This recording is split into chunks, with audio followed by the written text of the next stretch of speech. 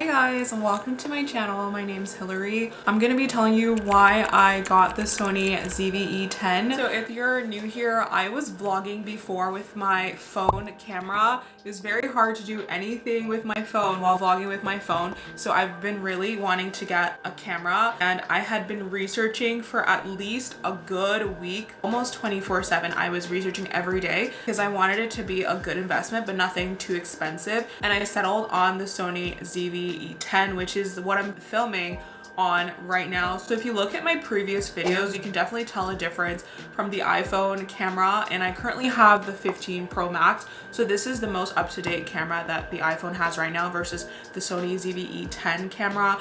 I think it is so much clearer and crisp, and I love that it blurs the background as well. So the reason that I chose the ZV-E10 was because I wanted a camera that, one, had the extension of the camera, like the mirrorless part, I guess, the thing that flips out when you want to take a video of yourself. The second requirement why I got this versus like the ZV-1 or the ZV-1F is that this has an interchangeable lens. So in the future, if I want to upgrade my camera, I can change out the lenses. Whereas with the other cameras that Sony offers, ZV-1 or ZV-1F, those lenses don't come off. So you're pretty much stuck with that lens forever, unless you get some sort of attachment on top, but that's really so limited. So I wanted something that was gonna grow with me, and I'm able to change the lens out when I want. I haven't changed it right now. This current lens that I have is the kit lens, 16 to 15 millimeters, and I just stuck with it because I'm waiting to see if it's gonna be worth the investment to upgrade to another lens, like how my YouTube channel does. So I recommend that you pick one that fits your budget, and I don't think you should go overboard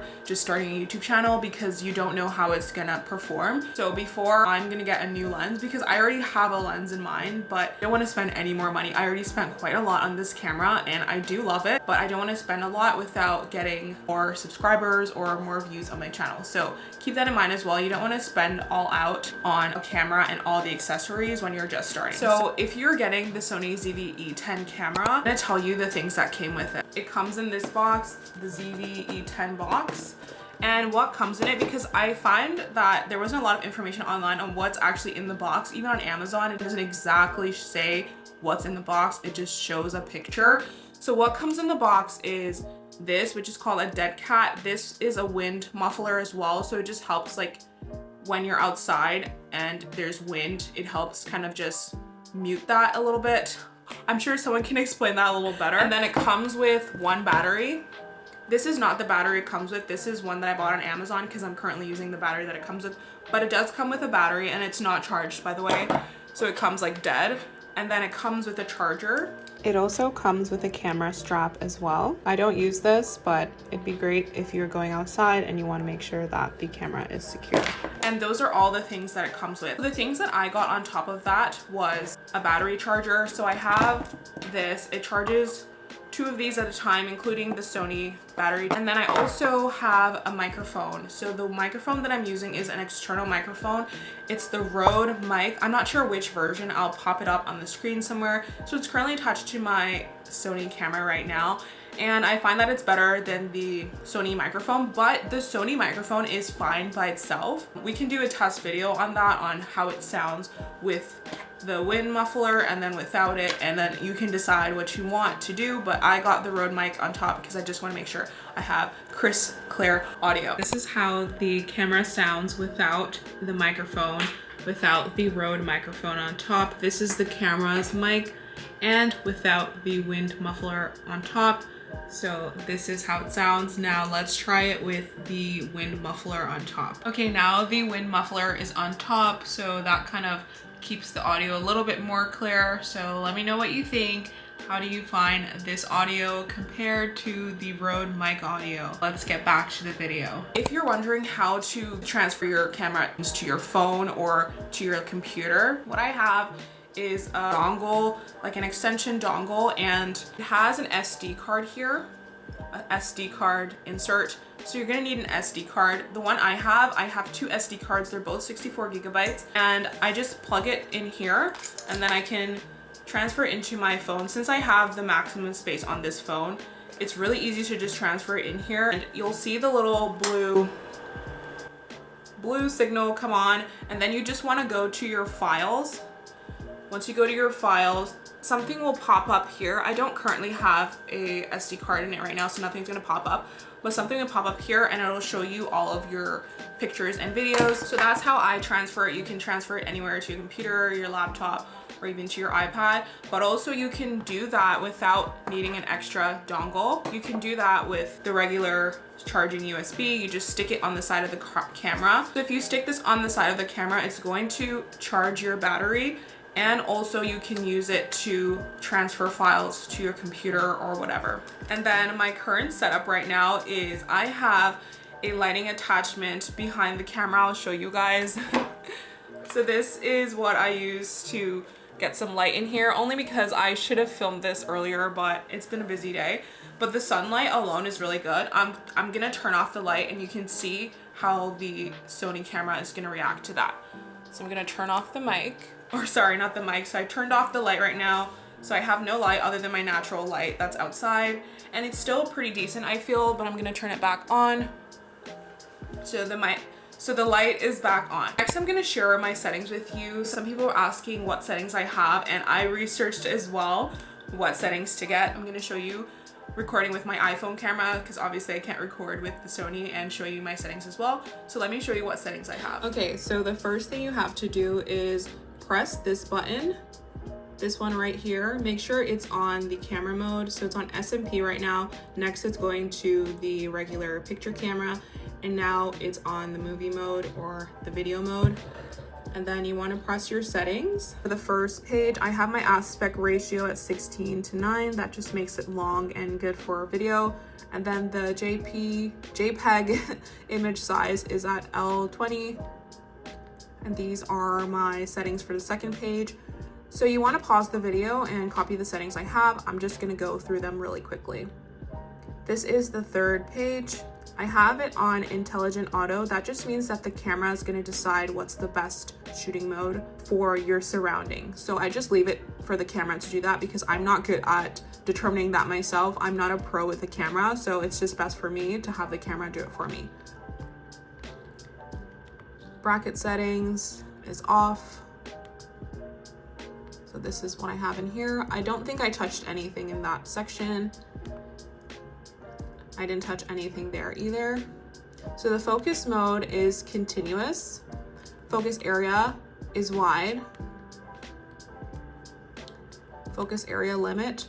So I remembered to check the center. For the focus area limit, you want to check the center there. The face eye priority is turned on. That just makes sure that the camera will focus on your face when you're filming a video. The AF shutter is on. The pre-AF is on.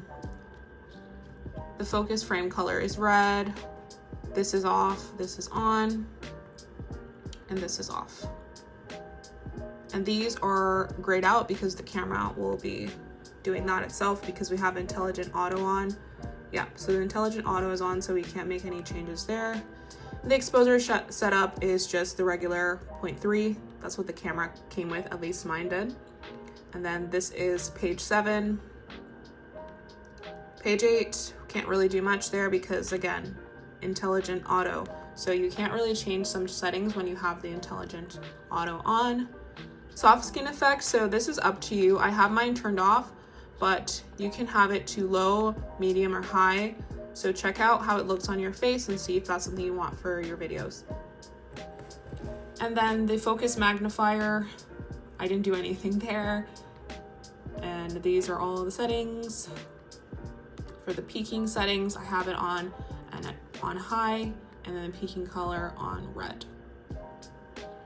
So the product showcase is off, but if you're filming a video and you want to show other products in there, instead of it focusing on your face or having to hide your face, when you turn this on, it'll know to focus on the product that you're holding. Right now I turned it off just because I'm not showcasing any product. And then these are the rest of my settings. So let's go to page number 2. Again, the shoot mode is intelligent mode. So there's different modes, and I don't know exactly what all of them do. That's why I leave it up to the camera to decide. So I have it on intelligent auto, but if you're more of a pro, then you can pick which one you want. But I just don't have the strength to like go through it every time I want to film something and just like guess what I want to do. I just want the camera to do it for me. The USB streaming, that's for when you want to. I have to cancel this, but that's for when you want to use your computer and have the USB plugged in. That's when you want to transfer your files. You want to click there. So I have my file format at HD. It shoots up to 4K. Right now I'm playing around with having on HD 60 frames per second just because that'll save more space. And right now I don't think I need 4K, but I have shot in 4K. It's just gonna be more space, but it's not that much more space. But I'm just gonna keep it at 60 frames per second 1080p because that's still really good. And this is on the 50, so I can't even put it on these ones because it's, again, the intelligent auto is on. But the higher frame rate, the crisper your video will look. So consider that when you're deciding if you want to use intelligent auto or your own, or if you know what mode you want to use. The S&Q settings I have at 24p and the frame rate's at 60 frames per second. I'm not too sure on the S&Q settings. I don't use it at all, so you can copy this if you want, but I'm not too sure what the perfect settings should be for S&Q because I haven't filmed anything on that. And I believe S&Q means like slow and something. So it's when you want to shoot something long term, which I don't. So this is just what I have it at. And then I have proxied off. AF transition speed to 6. I turned it down from 7, and then I just left the shift sense to 5. So this is on. I pretty much left everything on here. And then I have steady shot to standard because if you get it to active, and I'm wondering if I can show you here. So if you have the steady shot to active, it's gonna crop your video. So let me show you guys. So the steady shot is active right now, and see it's cropped right now, but when I go to standard, it will not crop it. So see how it came out? If it's active, it crops it just because it helps with stabilization. So I just have it on standard because it doesn't crop as much as active does. Back to the settings now. So again, steady shot is on standard, and then these are the settings here. Moving on to the 4th page, I have my marker display off, and my marker settings, all of them are off. I just don't want too many things on the camera while I'm filming because I'll get distracted. And next, these are the ones that are on. So this is the red light that will show up when you're recording a video. And then the movie with shutter sound is also on. Okay, so we're now on page 5. So I have these two turned on to disable. That just means that it's not going to shoot when there's no SD card. So if you have it to enable, if there's no SD card, it's gonna shoot, but it's not gonna save your stuff because there's no SD card in there. And then this is the same, just if there's no lens on the camera. So I have it as disabled, so I don't want it to shoot when I have no SD card, but it'll still warn you whether you have it on disable or active, but it just won't shoot if you keep it on disable. And then again, I have steady shot on. And then I have my zoom range to clear image zoom. This is just what I like the most. So that means that it'll go as far as the picture is clear. So it'll make sure the picture is clear as you're zooming into it. And the zoom lever speed, I didn't change anything there. I think that's pretty standard. These are standard as well. And these are standard.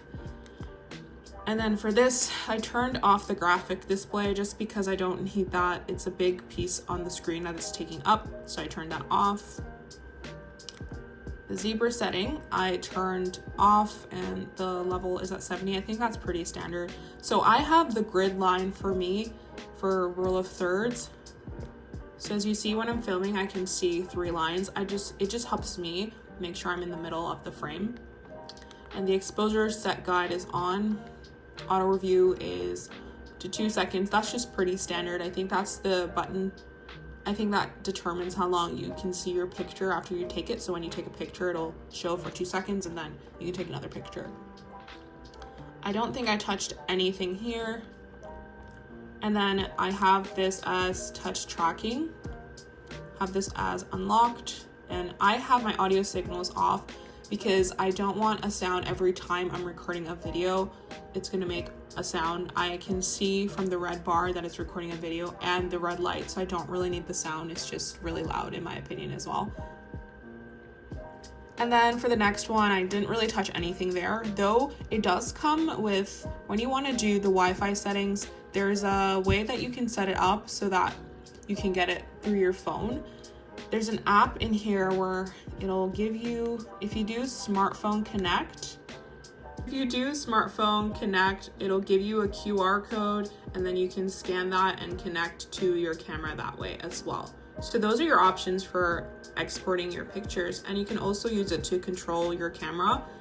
Some controls are available on that application. So, okay, so pretty much everything is standard. You can turn on airplane mode if you want. Honestly, I should turn it on because I just use my dongle to get the pictures, and it'll save me some battery too, having the airplane mode off. And then I didn't change anything here, so it's pretty standard. This is all standard. I have not changed anything. And then the brightness I have is manual. This is off. I have the volume to 11. I just like it a little bit louder. And then I just leave this to cancel first in case I accidentally cancel a picture. At least I get a second chance to make sure I really want to delete it. Display quality is standard for me. Power setting options is standard. I didn't change anything there. I did not change anything here either, or here, or here at all. So these are all the same settings that it would have came with. And then I didn't change anything from here either. So yeah, those are my video settings for the camera, and that's currently what I'm shooting on. I'm shooting on that setting. So if you like that setting, then I'd suggest that you follow it as well. I'm not a pro though at the same time, so you can tweak whatever you like in there, but this is what I found works for me for now. And yeah, if you guys have any more questions on the camera, let me know. And yeah, thank you for watching, and make sure to subscribe as well. I'm gonna be trying to vlog a lot with the new camera. I'm so happy with it. Anyways, thank you for watching. Bye.